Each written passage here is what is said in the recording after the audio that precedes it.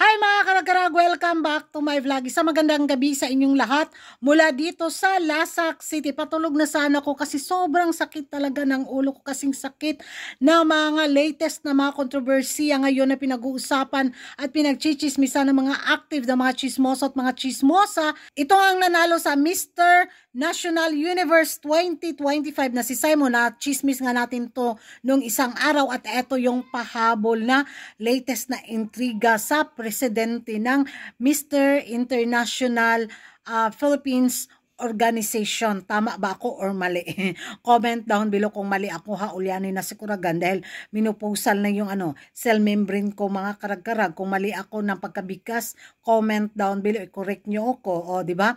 So, eto na nga, dahil nga sa mga kontrobersiya na bakit nakuha ni Simon yung titulo bilang Mr. National Universe 2025 sa kabila ng kanyang mga paintriga bitaw, na pinutakti talaga siya ng mga bashers na hindi siya karapat-dapat sa titulong to dahil pabaya siyang ama, dahil nang iwan nga siya ng bitaw, partner niya at yung anak niya. Ay eto na nga, sinagot at nagtestimonya, orasyon galore na ang presidente ng Mr. International Organization Philippines pala.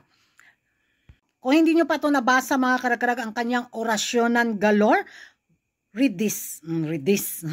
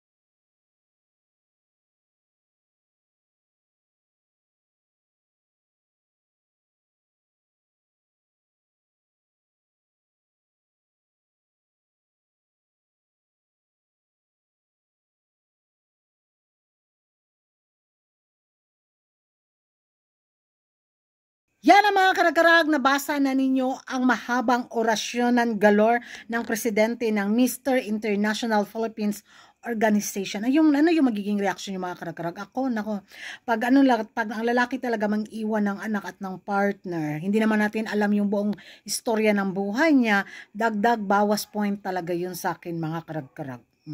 Ewan ko sa inyo kung pareho ba tayo ng reaction at kurkurot opinion. Mag-ingay tayo sa comment section.